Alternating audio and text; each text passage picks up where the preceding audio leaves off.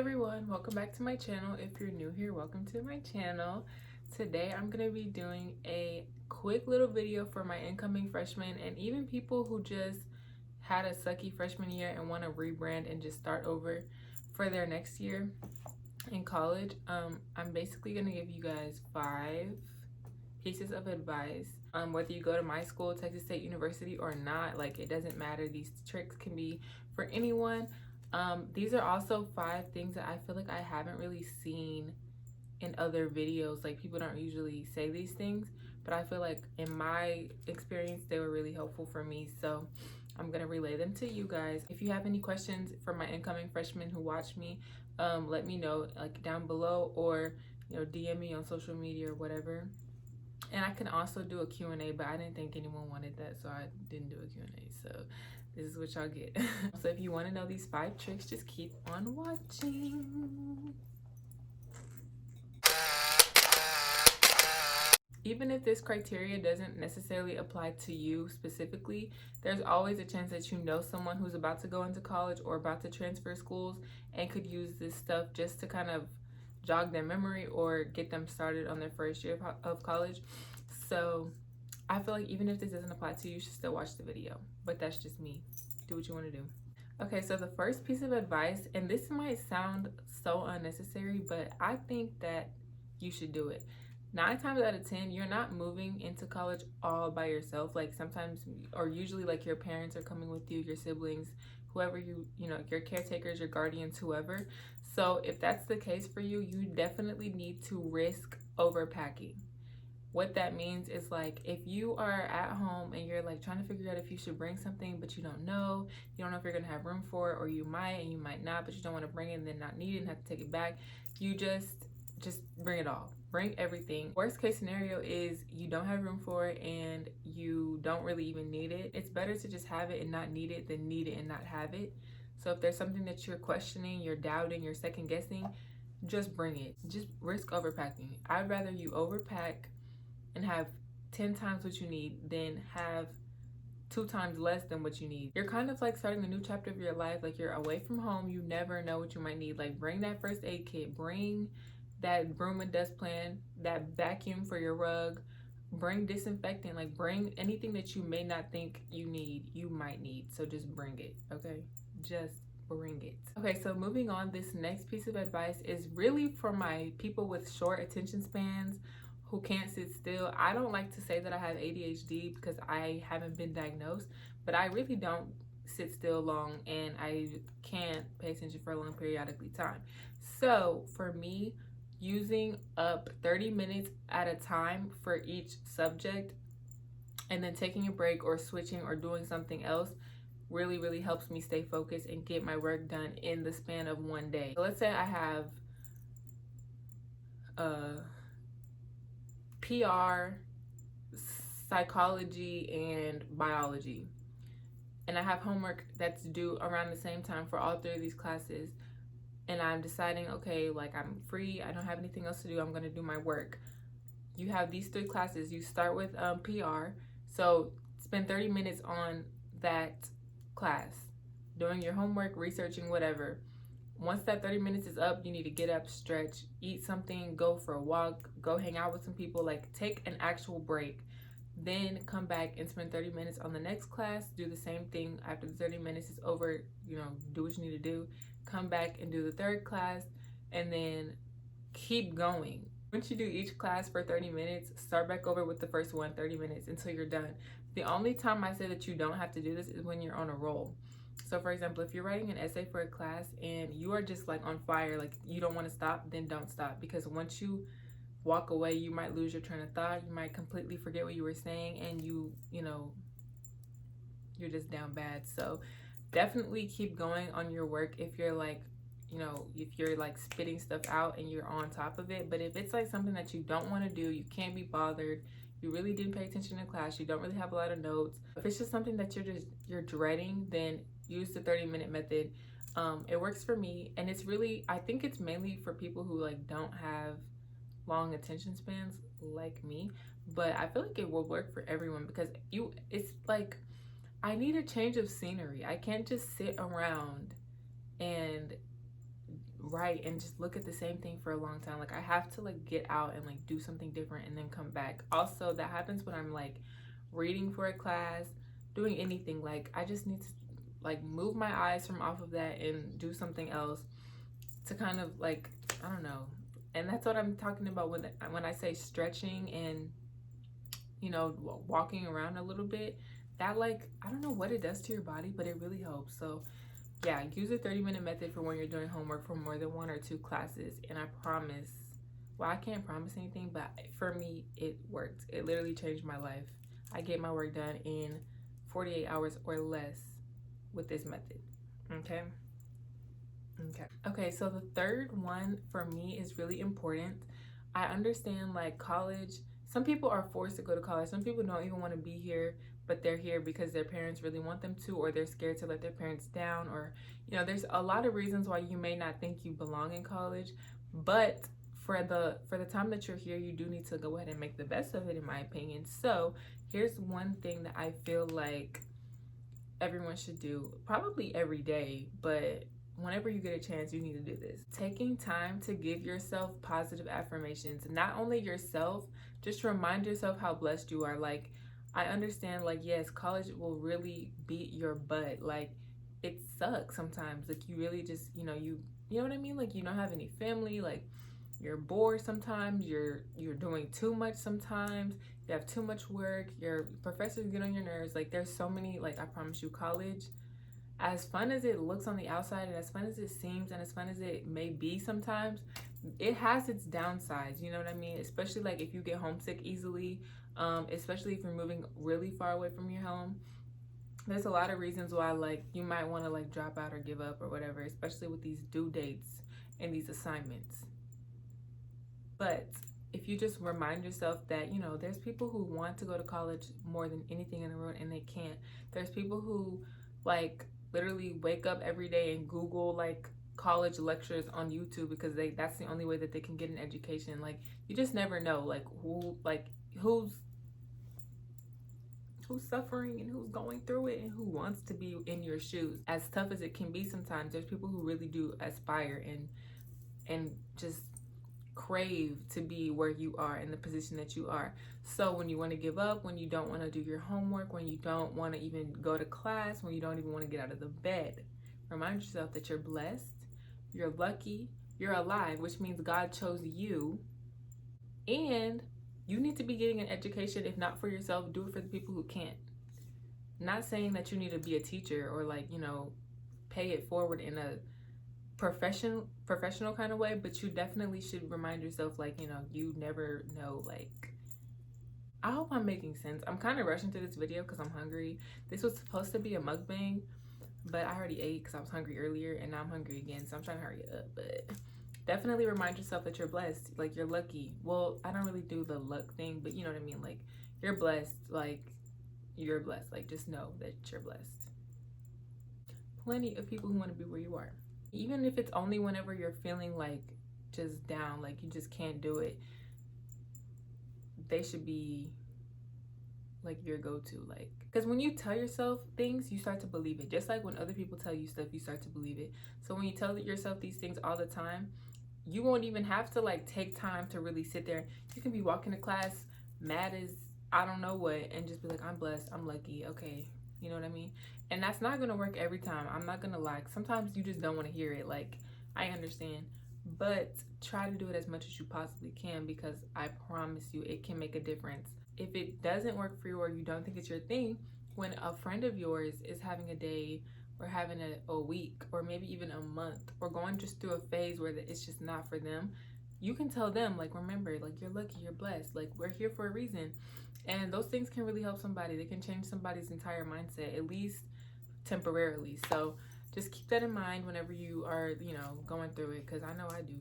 I be going through it. So the third thing, this is advice, but it's also like, I'm telling you to do this. This is not something I advise you to do. I'm telling you to get your butt to your campus and get this started. Networking. I promise you, networking will probably be like the most rewarding thing that you'll ever do. I know you guys have heard work smarter, not harder.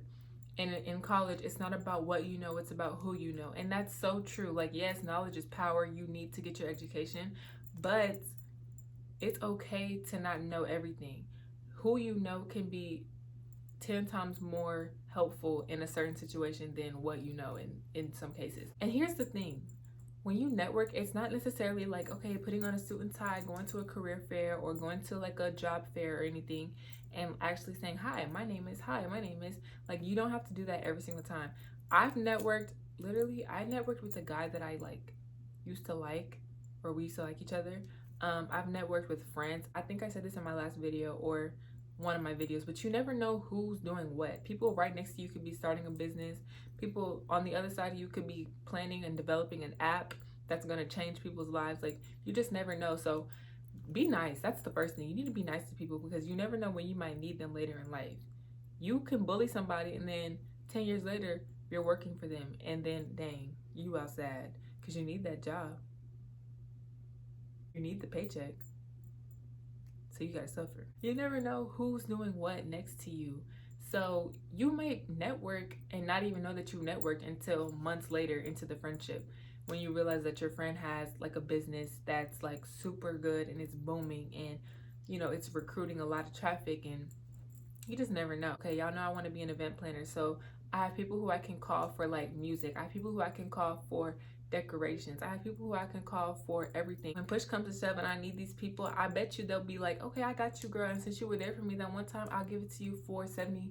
No, not 70% off. Don't ever do that. But I'm saying like maybe 20% off, or I'll do it for free, or you know, remember when you did this for me, I got you for this. Like, and you just never know, dude. Like, yes, you want to network with your, you know, professors and TAs and people who are already in the workforce, but you definitely need to network with your friends, which is much more fun because you don't have to get all dressed up like they're your friends. You know what I mean? You need to network in your classes. It could be somebody like you and a stranger sitting in the same class, and y'all are like bugging because the professor is on some dumb stuff, and y'all just start talking about how y'all hate the professor, and then y'all find out, oh, he has a business and he knows a cousin who has like, you just, y'all, it's like, it may sound unrealistic to you, but when you actually get to like school and get to your campus and see how easy it is, you probably will have networked with at least 10 people before the first semester, before the first half of the semester is over. People are trying to get themselves out there, so you might discover businesses without having to look for them. People, you might have a friend who's trying to brand herself and you just happen to see her walk by with a bunch of stuff she's selling, and you're like, wait, like, you know what I mean? So just network, whatever you have to offer, whatever you can bring to the table, push it out there, because you never know who might want to use you for a job and pay you for your time. All right, and my last piece of advice for this video, it's pretty easy. I'm sure you might have heard this one before, but it's to utilize your resources. If you're going to college, 10 times out of 10, there are going to be plenty of resources that are offered to you that you can use from the comfort of your dorm or the comfort of your apartment. Resources are not just places or items, they are also people. Your advisors, your academic coaches, you need to utilize their presence because they are there for you. You can't, a lot of times you can't even move forward with your scheduling for the next semester or the next year unless you have met with your advisor. So you need to get yourself acquainted with these people because they are there to help you, and they won't be there just for a short time. Like, they're there for your entire college experience unless you transfer to another school. Make sure that you're utilizing all of the people as well as your professors, graduate assistants, academic coaches, academic advisors, you name it. Like, even if you're like your advisors for your not personal, but your organizations that you're a part of, the advisors for those or the faculty members for those. Also, don't be afraid to like make your own resource if there's something that you really need that you aren't seeing that's offered for yourselves on campus. Just make it create it, literally. I guess it kind of depends on what it is that you need or what it is that you're looking for, because maybe you have looked but you didn't look in the right places. But I think in most cases, as long as you have like 2 or 3 people who are down with what you're doing and one person to like sponsor, or like not sponsor but like facilitate, just kind of oversee basically your resource or your organization, then it will come into fruition. Usually it has to be free too, because you know colleges be stingy with that money, but usually, you know, it's well, it's a case by case. Just try it out, okay? Your libraries are usually going to offer a lot of different things. There's also tutors in almost every major, probably every major that's offered at your school, no matter where you go. People who like get A's or B pluses and higher in a teacher's course can like be selected or apply or register to be a tutor. They get paid, so if you're smart and you can pass a class with a B plus or higher, then maybe you should become a tutor and then you can be a resource. Ooh. I just think that you guys should definitely look into it. I think once you go to like that first week, your freshman week, or your like orientation, all of that, they'll tell you like a lot of the resources that are offered for you specifically. If you go to Texas State, I feel like I might go ahead and do like a poll or something on like Twitter or Instagram to see if anyone wants a specific Texas State video, or if anyone wants like an actual Q&A where you can just ask me questions and I'll answer them about your freshman year of college. Also, I do want to point out that I just finished my freshman year of college, but technically I'm classified as a junior / senior because I came into college with more than 60 credits, so I had basically 2 years done.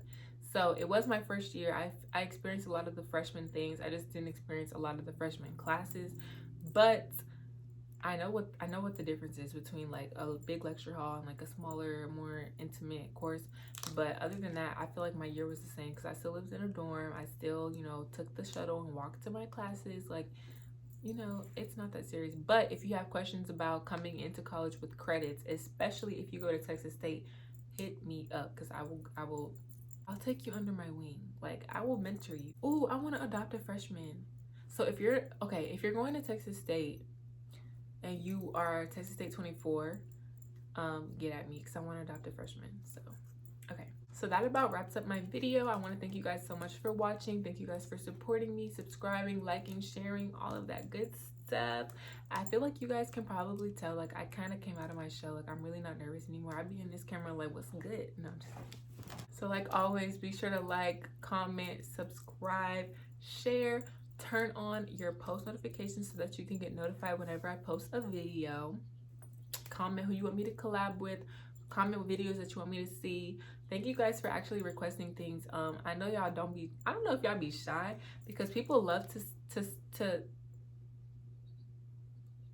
people love to tell me things on Snapchat, but they don't comment. I don't know if it's because y'all don't have the actual YouTube channel and y'all just watch the videos, but you can't interact because you don't have a channel, or what. I mean, I'm not mad because I think traffic is traffic, whether it's on the YouTube app or not. So I want to thank you guys so much for your support, for requesting videos. What else? We're on the road to like 100 subscribers. So tell your friends to tell their friends to subscribe to Erica Lanice. I'm doing too much. Like, I hate whenever I finish a video in a decent amount of time, but I sit at the end and just talk and talk and talk, and that makes the video longer, which makes me have to take longer time to edit. Like, I wish I would get that through my head that finishing early is okay. It's okay. If there's anything involving or pertaining to a freshman year of college, let me know. I'll make another video if I need to. I'll address it on social media if I need to, like whatever. I'll even talk to you personally. I'm here to talk to you guys if you want to talk to me. I will say this, my freshman year was a hot mess. Like, it had its ups and it had its downs. Girl, my freshman year was a mess. It was a mess. When it comes to boys, when it comes to grades, when it comes to roommates, food on campus, being black on campus, like literally I have a story for everything at this point. Let me know if this video was helpful for you, if you enjoyed it, if you want another one, like a part 2, let me know. And I think I need to stop talking. So thank you guys so much for watching, and I'll see you guys in my next video. Peace out, Girl Scout.